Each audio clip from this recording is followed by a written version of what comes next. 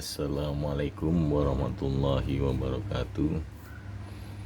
Pada kesempatan ini kita melanjutkan membaca atau belajar membaca tafsir Jalalain. Ya, lanjut dari video sebelumnya. Sekarang masuk ke ayat 31 surat Al-Baqarah. A'udzubillahi minasyaitonirrajim. Bismillahirrahmanirrahim. Wa 'allama Adamal asma'a kullaha thumma 'aradahum 'alal malaikati wa qala biuni bi asma'iha ulai in kuntum shodiqin. Dan diajarkannya kepada Adam nama-nama, maksudnya nama-nama benda, kesemuanya sampai-sampai pada pinggan kecil, penyauk air dan lain-lain, dengan jalan memasukkan ke dalam kalbunya pengetahuan tentang benda-benda itu. Kemudian dikemukakannya mereka, maksudnya benda-benda tadi yang ternyata bukan saja benda-benda mati, tapi juga makhluk-makhluk yang ternyata yang berakal, tetapi juga makhluk-makhluk berakal kepada para malaikat. Lalu Allah berfirman untuk memojokkan mereka, beritahukanlah kepadaku, sebutkanlah nama-nama benda, nama-nama mereka, yaitu nama-nama benda-benda itu, jika kamu memang benar bahwa tidak ada yang lebih tahu daripada kamu di antara makhluk-makhluk yang kuciptakan, atau bahkan kamulah yang lebih berhak untuk menjadi khalifah. Sebagai jawab isyarat ditunjukkan oleh kalimat sebelumnya. Ayat ke-32 surat Al-Baqarah. Qalu subhanaka la ilma lana illa ma 'allamtana innaka antal alimul hakim. Jawab mereka, Maha suci Engkau, artinya tidak sepatutnya kami akan menyanggah kehendak dan rencanamu. Tidak ada yang kami ketahui kecuali sekedar yang telah Engkau ajarkan kepada kami mengenai benda-benda tersebut. Sesungguhnya Engkaulah sebagai tauhid atau penguat bagi Engkau yang pertama, yang maha tahu lagi maha bijaksana, sehingga tidak seorang pun yang lepas dari pengetahuan serta hikmah kebijaksanaanmu. Ayat ke-33. Qala ya Adamu ambihum bi asma'ihim falamma amba'ahum bi asma'ihim qala alam aqul lakum inni a'lamu ghaibas samawati wal ardi fa'alamu ma tubduna wa ma kuntum taktumun.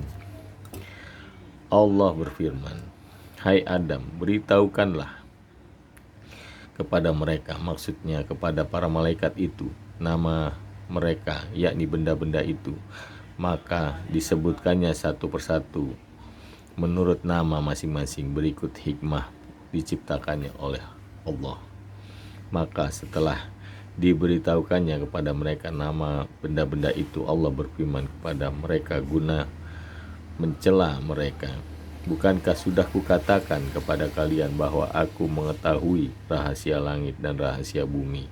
Maksudnya mengetahui barang yang tersembunyi pada keduanya dan mengetahui apa yang kamu lahirkan, yaitu ucapkan yang kamu keluarkan, kenapa hendak engkau jadikan, dan seterusnya, dan apa yang kamu sembunyikan, yaitu ucapan yang kamu sembunyikan. Seperti Allah tidak pernah menciptakan makhluk yang lebih mulia dan lebih pandai dari kami.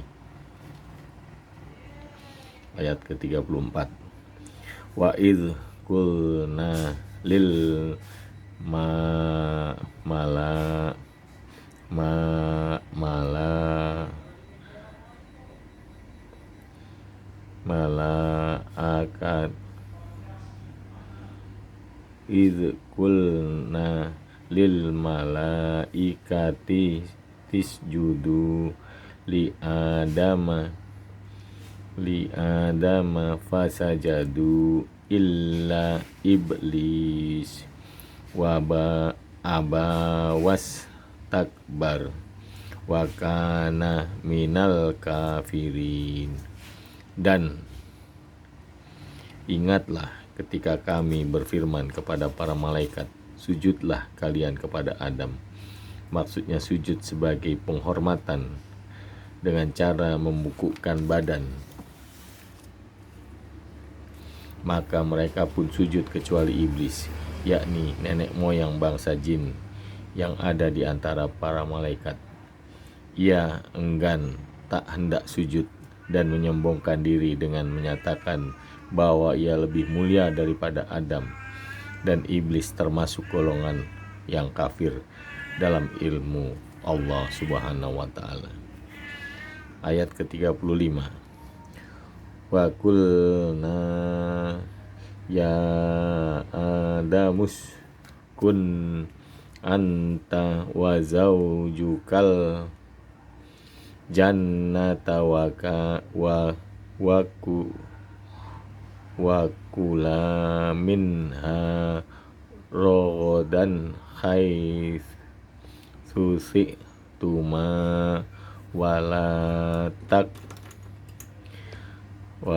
taqraba hadhis sajarata fatakuna minadz zalimin. Dan kami berfirman, hai Adam, diamlah kamu, yakni kamu sendiri, kamu yang kedua berfungsi sebagai penguat bagi yang pertama dan dihubungkan dengannya yang ditampilkan sebagai damir atau kata ganti yang tersembunyi, beserta istrimu, yakni Hawa yang diciptakan dari tulang rusuk Adam yang sebelah kiri dalam surga ini, dan makanlah di antara makanannya yang banyak dan tidak dilarang, dan mana saja yang kamu sukai, tetapi janganlah kamu dekati pohon ini, pohon anggur atau batang gandum ini dan lain-lainnya. Maksudnya jangan memakan buahnya hingga kamu menjadi orang yang zalim atau durhaka. Ayat ke-36.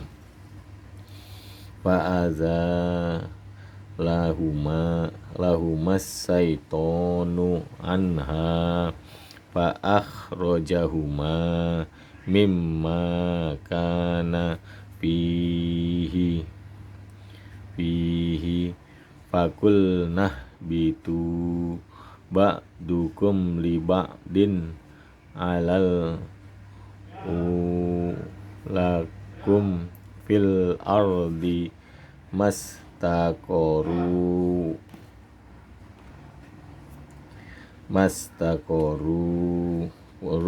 wa mata'u ilahin. Lalu keduanya digelincirkan oleh setan, oleh iblis. Dan menurut satu qiraat fa'azalahuma, artinya maka iblis pun menyingkirkan keduanya daripadanya, maksudnya dari dalam surga, dengan memperdayakan serta mengatakan, maksudnya dari dalam surga dengan memperdayakan serta mengatakan kepada mereka, maukah kalian saya tunjukkan suatu macam pohon kekal yang akan mengekalkan kehidupan kalian? Itulah dia Syajaratul Khuldi atau pohon keabadian.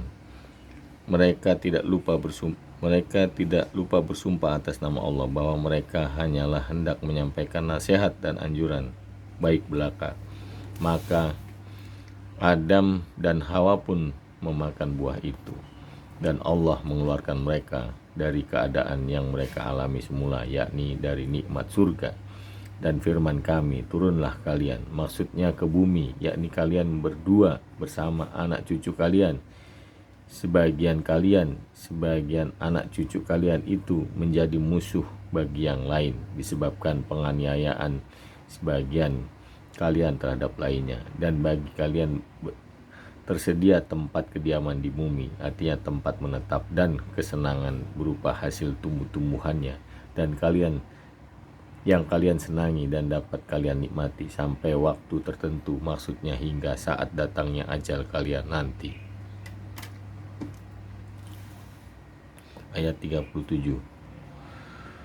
Fatalaqqa Adamu mir rabbihi kalimatin fataba alaihi innahu huwat tawwabur rahim. Kemudian Adam menerima beberapa kalimat dari Tuhannya, yakni dengan diilhamkannya kepadanya.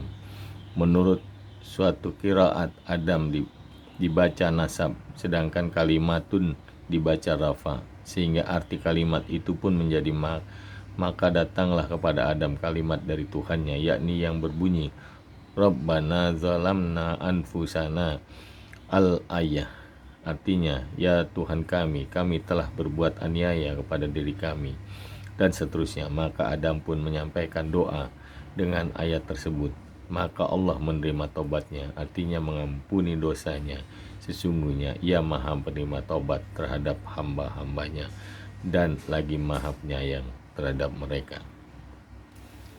Ayat ke-38.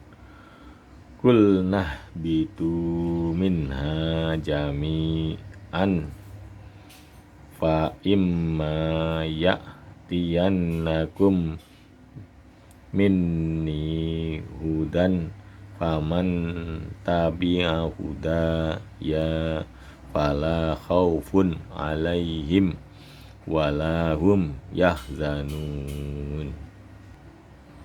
Kami berfirman, turunlah kalian daripadanya, maksudnya dari surga, semuanya.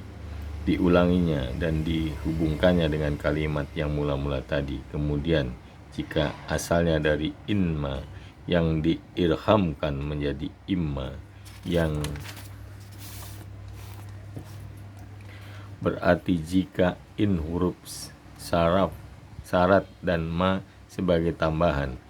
Datang petunjukku kepada kalian, maka kitab dan rasul, maka barang siapa yang mengikuti petunjukku lalu ia beriman kepadaku dan beramal serta taat kepadaku, niscaya tak ada kekhawatiran atas mereka dan tidak pula mereka berduka cita, yakni di akhirat kelak, karena mereka akan masuk surga. Ayat 39. Walladzina kafaru wa kadzabu bi ayatina ulaika ashabun nar hum fiha khalidun. Adapun orang-orang kafir yang mendustakan ayat-ayat kami, mendustakan kitab-kitab suci kami, mereka itu penghuni neraka, mereka kekal di dalamnya, mereka tetap tinggal di sana untuk selama-lamanya, tidak akan mati dan tidak pula akan keluar. Ayat ke-40.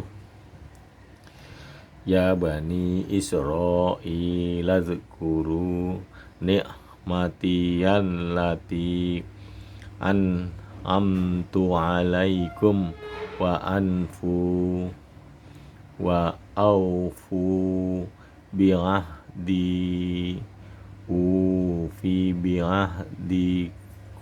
bi'ahdikum wa iyaya farhabun. Hai Bani Israel, maksudnya ialah anak cucu Yakub, ingatlah akan nikmat karuniaku yang telah kuberikan kepada kalian, maksudnya kepada nenek moyang kalian, berupa menyelamatkan kalian dari kejaran Fir'aun, membelah lautan, menaungkan awan, dan lain-lain, yaitu mensyukurinya dengan jalan taat kepadaku, dan penuhilah janji kalian kepadaku yang telah kalian janjikan dulu berupa keimanan kepada Muhammad. Niscaya kupenuhi pula janjiku kepada kalian berupa pemberian pahala dan masuk surga, dan hanya kepadakulah kalian harus takut, hingga kalian tidak berani menyalahi janji itu, dan kalian tidak perlu takut kepada pihak lain. Shadaqallahul azim. Maha benar Allah dengan segala firman-Nya. Semoga bermanfaat. Assalamualaikum warahmatullahi wabarakatuh.